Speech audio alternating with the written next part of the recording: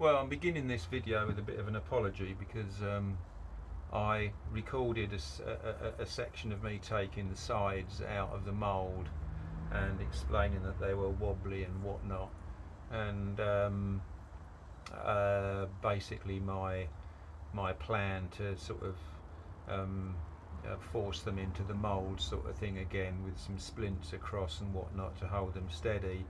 Yeah, I deleted the video by accident, so I can't post that, but this one is moving on to this video is moving on to actually sawing out the top of the instrument to shape, and you know, basically the early stages in carving it to the arch top, kind of what's its shape. So what you will see during the video, you will see flashes of the sides in the mould with the stays across them that I put in to hold them steady. So that's basically where we are with them. You'll still see you'll still see them in the background sort of thing, and whatnot. So apologies for that, but we are now getting on to carving the top. So let's continue with that. Hi, well, I've done some preparation for the top of the guitar. I didn't video it because it's just more planing, more thickness in wood, and just plain stuff really. But I just wanted to explain that typically for a acoustic instrument, you would use spruce for the top. European spruce is considered kind of the Rolls Royce of stuff, if you like, but there's plenty of other ones to choose from as well. It's probably a cedar or several American spruces as well, Engelmann spruce, that's considered very good as well. But the tops of the guitars, violins and other musical instruments, they are 99%, anything with quality is a quarter sawn top. And just to explain what quarter sawn is, if you had a typical tree log cut in half, you could see the growth rings around the tree. Now the most economical way to cut that into wood is just slice it, you know, back and forth, back and forth, back and forth, so you get your planks out. Now when they talk about flat sawn timber, the rings which form the grain are kind of you know, sort of horizontal around the wood sort of thing. But if you look at this section here, the actual rings are vertical, and that is called quarter sawn wood, and that would be a very suitable plank, if you like, to make the top of a guitar from.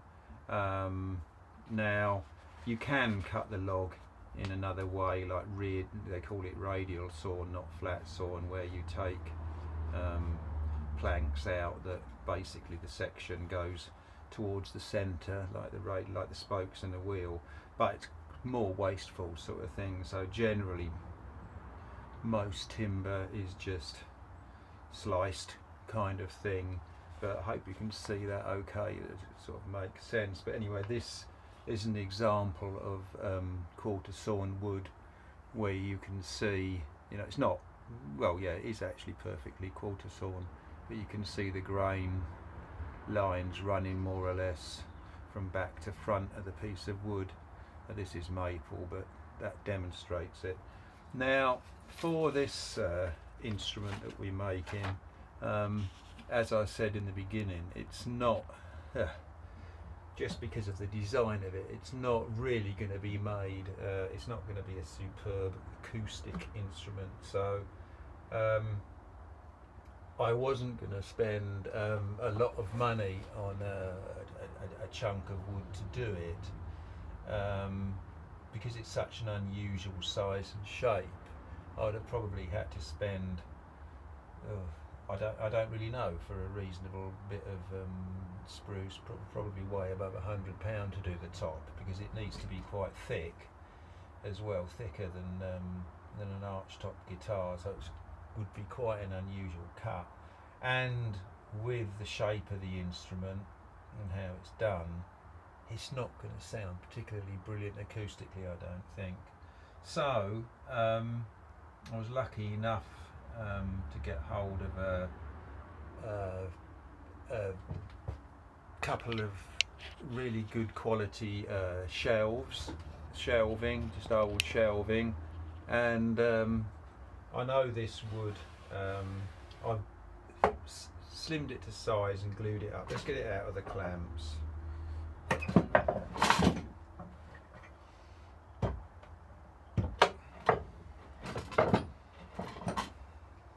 So basically it's about 17-18 mil thick, which I wanted, and you can obviously see where the shape's going to come in.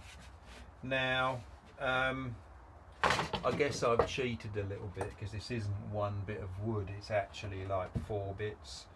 These 2 planks either side and 2 little strips in the middle.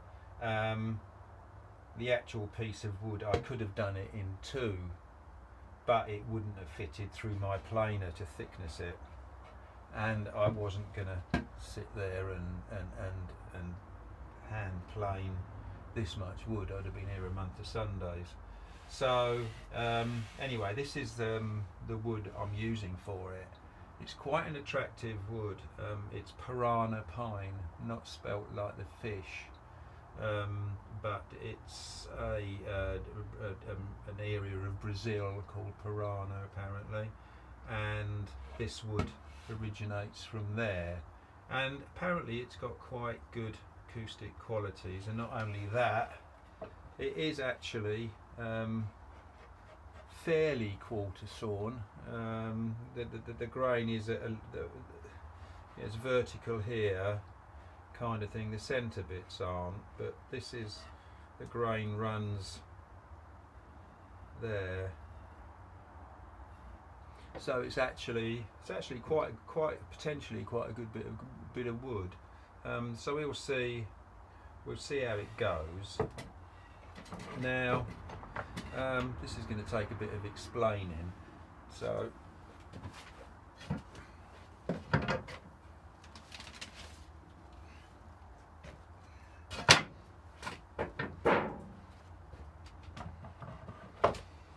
we've actually got the sides here basically jammed in this mould, so they're very set very accurately. And what I've done is I've traced around it, so I've got an accurate outline of the thing, which I'm going to draw on the top and cut out.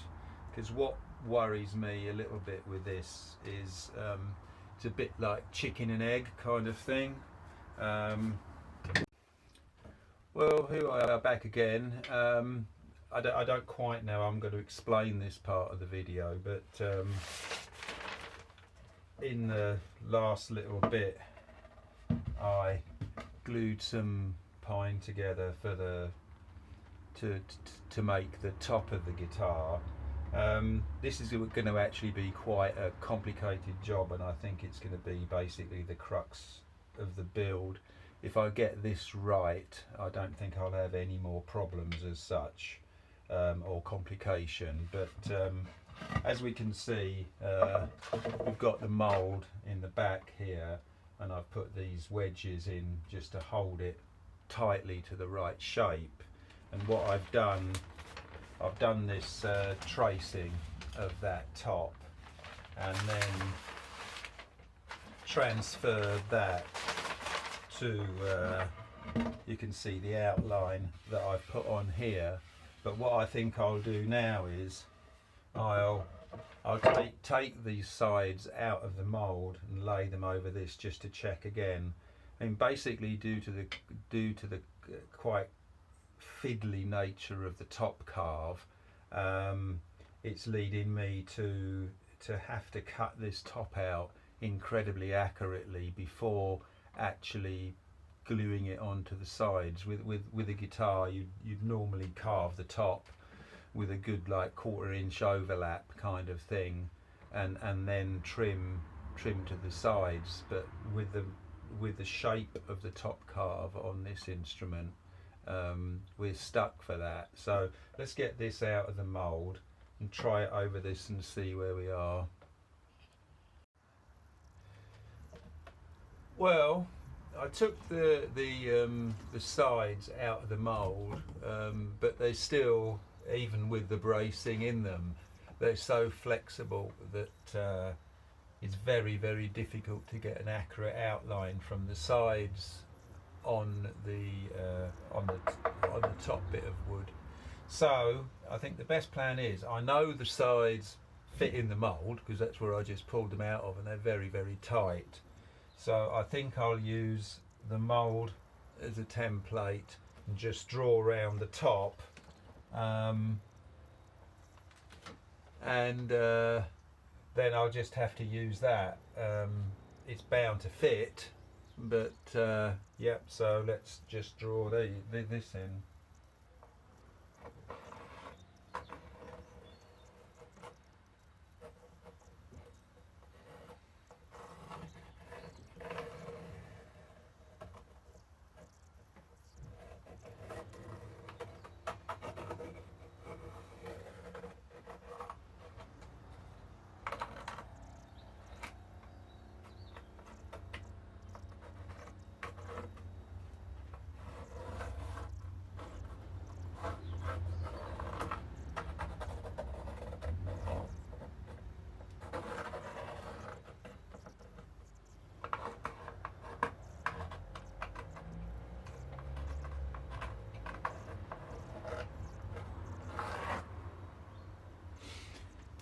So that should do that.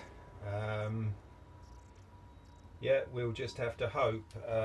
Let's give this a try and see. I mean, you can see how flexible this is.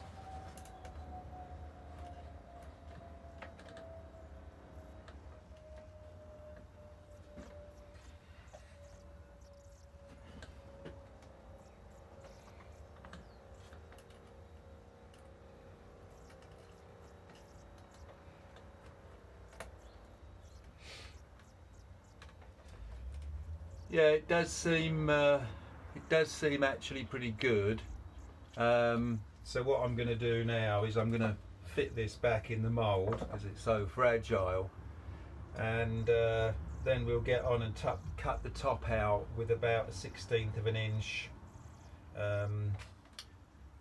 scrap all the way around kind of thing, and then I'll explain why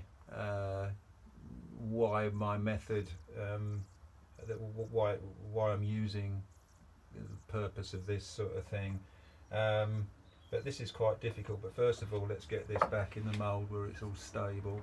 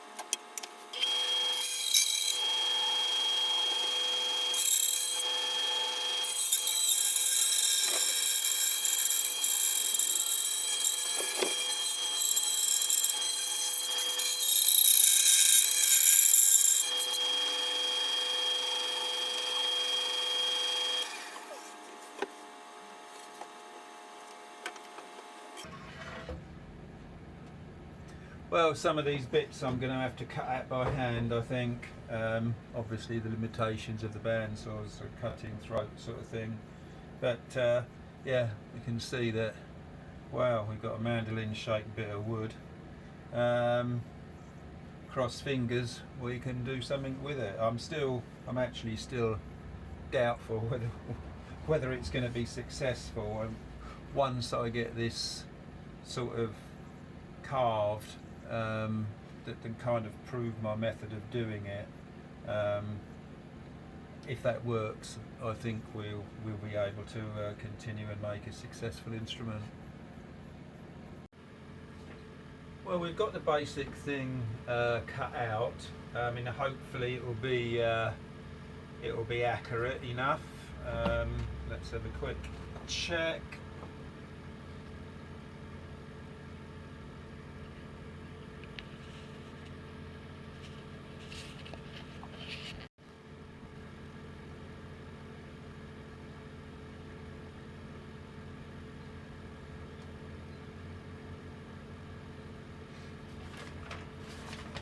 So you've got the sides of the instrument there, and then the top on this little recess here kind of goes in and out like that. And what I want to do is actually I want to try and cut that recess to the point where it starts going up.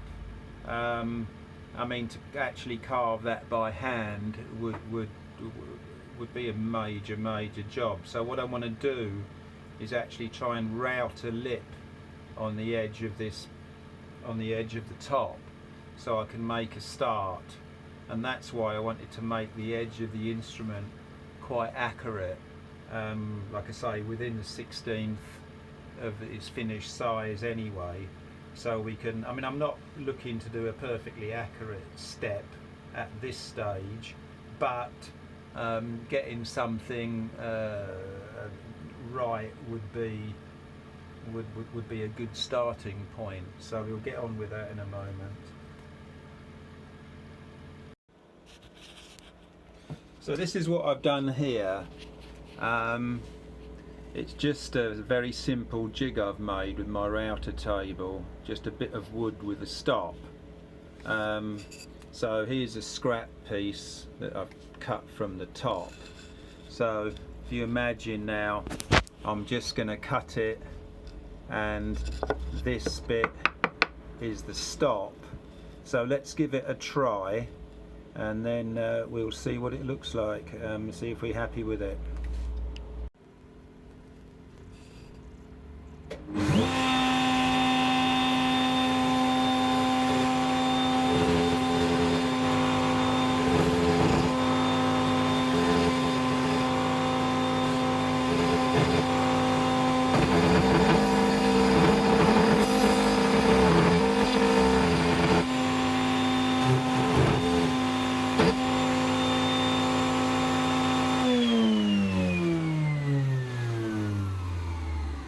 So here's the section we've routed out. I mean, obviously I've had a few goes at this. One thing I'm not, the cutter is really small, and I might actually change it for a bigger cutter. I mean, I'm happy with the dimensions and the result, so I'm not sure whether to put a bigger cutter on or not. I think I'm going to give it a bit more meat here, so I've got a bit more planing surface or filing surface on the finished thing. I'm not sure. Oh, actually, I'll give it a bit more, lower the cutter a little. So like I say, all these little things are just simple little jigs. I mean, the only other way you could do it if you had a router was a bearing guided router with a smaller or bigger bearing on it. With a smaller bearing on it than the cutter. That's fine as well, but this is an awful lot cheaper, just a plain cutter and a what's it. So just a plain cutter and a guide, a fence. simply done. So yeah, well, let's give it a whirl and see what we come up with.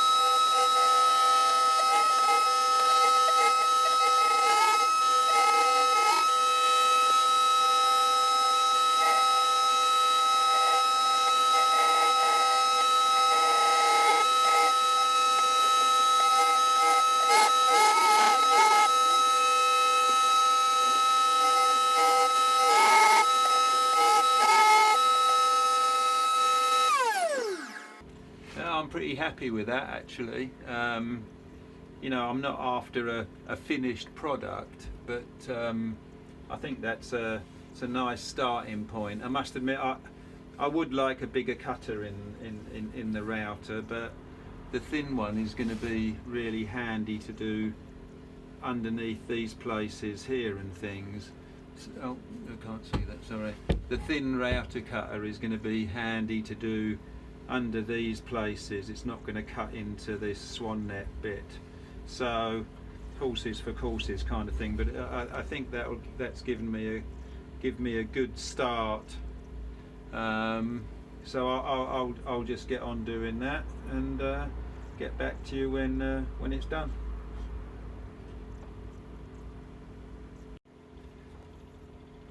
Well, here we are after doing the very basic routing with the fence thing on. I mean, it's given me a starting point for carving the top. You can see it there,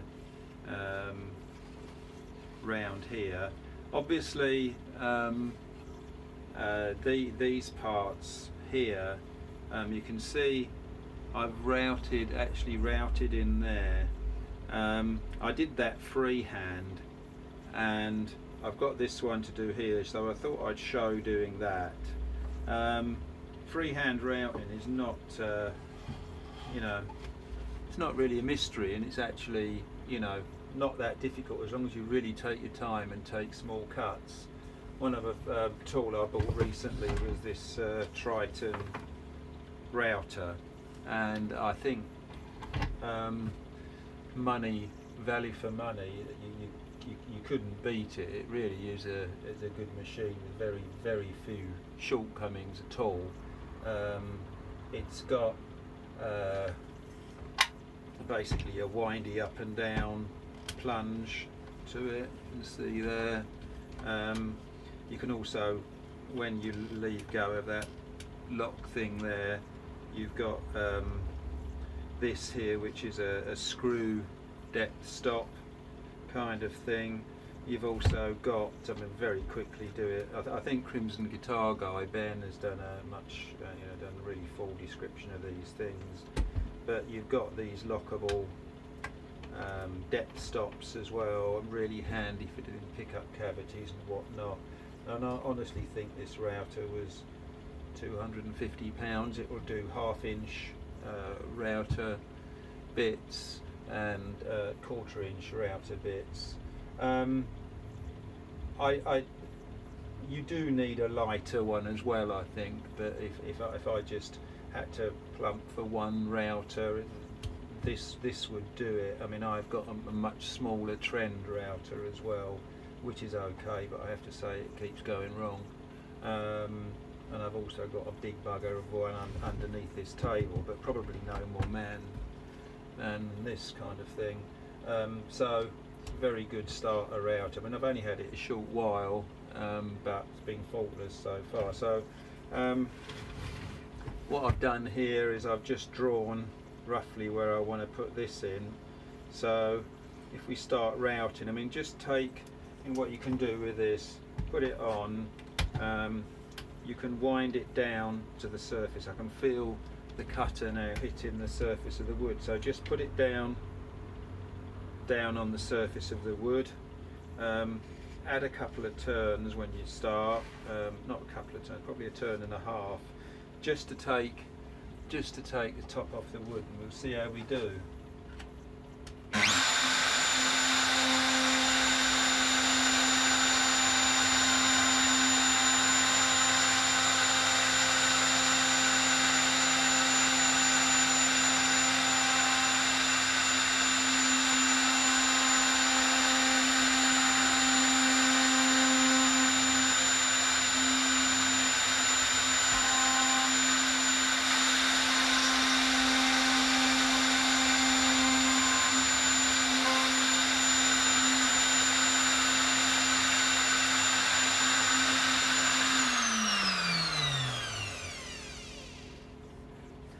One thing I've done so many times is when you lift a router out of the cutter, wait for the blade to stop first, because I guarantee that within 5 minutes you will lift the router out and it will catch the edge of the routing. Right, so you can see I've just started doing that freehand now, and it's absolutely fine. It's very controllable as long as you take small cuts, so we'll continue with that.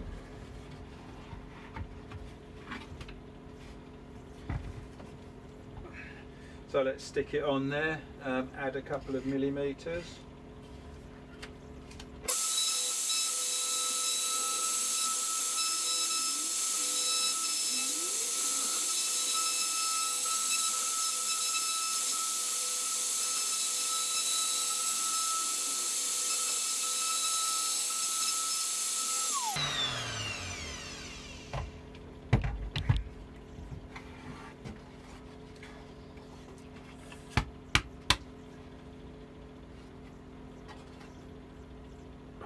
Bash me nose then. Yeah, so you can see we're getting down to thickness there, and when you get we're about halfway down in the cut there, but when you actually get to you know, roughly the depth you want to be, you can just put the router on the finished edge and then wind it down to the thickness of the previous routing, and you've got your right thickness as well. So anyway, I'll get on with these. Well, here we go after that routing exercise, and it's come out quite pleasingly actually. As you can, I did a bit of freehand routing around here and all that, and in these areas here. And like I say, providing you take your time and take small cuts, it's fine. I haven't routed the rebate round these bits because they're not actually there. The whole thing kind of flares out into the swan neck, and equally around these bits as well. You know, when you're carving a top, it's a bit like doing a painting, I guess. You know, you build it up kind of thing. And you know, equally with carving a top, you just fettle away at it till it kind of looks right. But I'm actually quite pleased with that. I know it looks a bit rough at the moment, but so the next thing now is if you look at basically the Mr. Skillful Orville Gibson one. You can see on the Lyre arms here that they're kind of half round.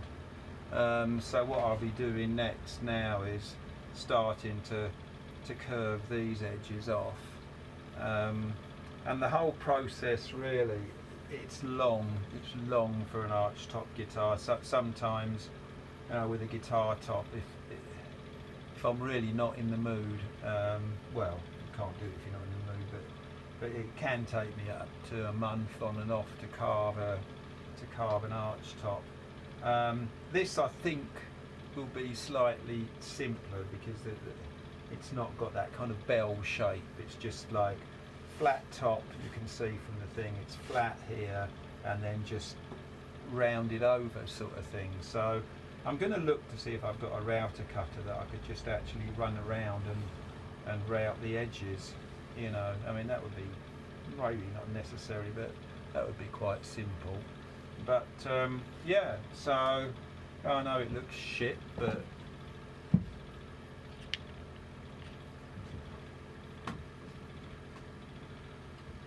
we're actually starting to get something that, you know, might look like the original. Oh yeah, we've got the neck as well.